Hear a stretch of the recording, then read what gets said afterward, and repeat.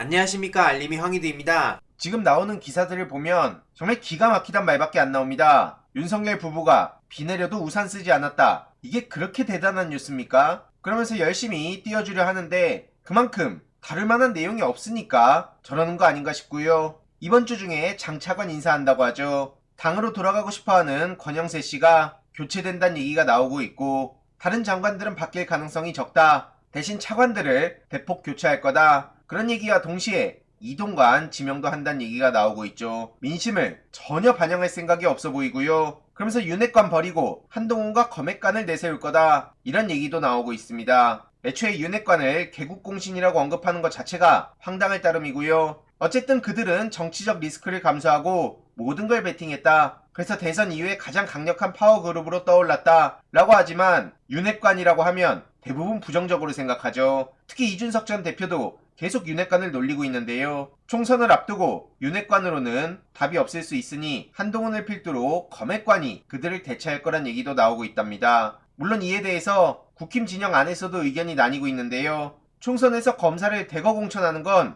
총선을 버리는 거다, 이런 의견도 있고, 아니다, 한동훈과 소수의 알파 플러스가 될 거다, 이런 얘기들이 나오고 있는데 대부분의 시민들은 황당하단 반응을 보이고 있습니다. 더 나아가 천핵관 아니냐, 천공이 지금 하는 말마다 그대로 맞아떨어지고 있는데 저런 게 다 무슨 의미가 있냐 라는 의미고요. 오늘 6.25를 맞아 김기현 대표는 또 친북 종북 타령하고 있습니다. 도대체 언제까지 저렇게 종북 타령할 건지 간첩 타령할 건지 정말 묻고 싶고요. 국민의힘은 횟집 회식하기 운동에 돌입해서 지금 여기저기 횟집에서 식사를 하고 있다는 언플을 하고 있습니다. 틈만 나면 그냥 가짜뉴스, 괴담, 선동, 민주당을 그렇게 프레임 씌우고 본인들은 과학과 진실이라고 하는데, 계속 말씀드리지만 저런 얕은 수로 국민들의 생명과 안전 보장할 수 있습니까? 불안을 해소할 수 있습니까? 문제의 본질을 비껴가는 행동들이고요. 지금 수능 관련한 망언도 계속 논란을 키우고 있죠. 학원가에선 일타 강사들에게 SNS를 자제하라, 이렇게 입단속을 시키고 있다고 하는데, 정부 여당에서 일타 강사들을 겨냥해 비난의 화살을 돌리고 있으니 자제를 하자는 분위기인 거죠. 지금 이철규 사무총장, 장례찬 청년최고위원 등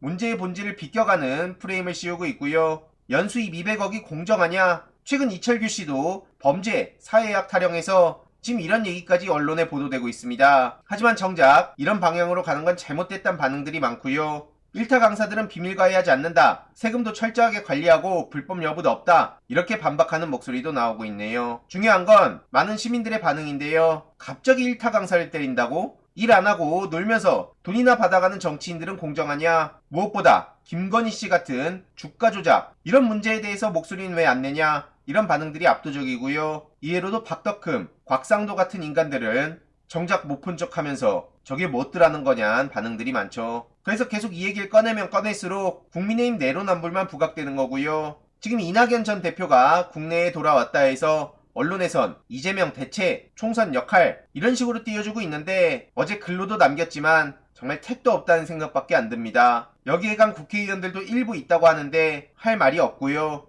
언론에선 지금 저런 식으로 또 친명 대 비명, 반명, 이런 걸 다룰 때가 아니라 노란봉투법이 어떻게 되는가, 이태원 특별법이 어떻게 되는가, 여기에 집중해야 된다고 생각합니다. 이와 관련한 추가적인 소식 계속 전해드리도록 하겠습니다. 이번 내용도 유익했다면 구독, 좋아요, 알림 설정, 멤버십 가입 정말 큰 힘이 된다는 점 말씀드리고 싶습니다. 주위에 널리 공유 부탁드립니다.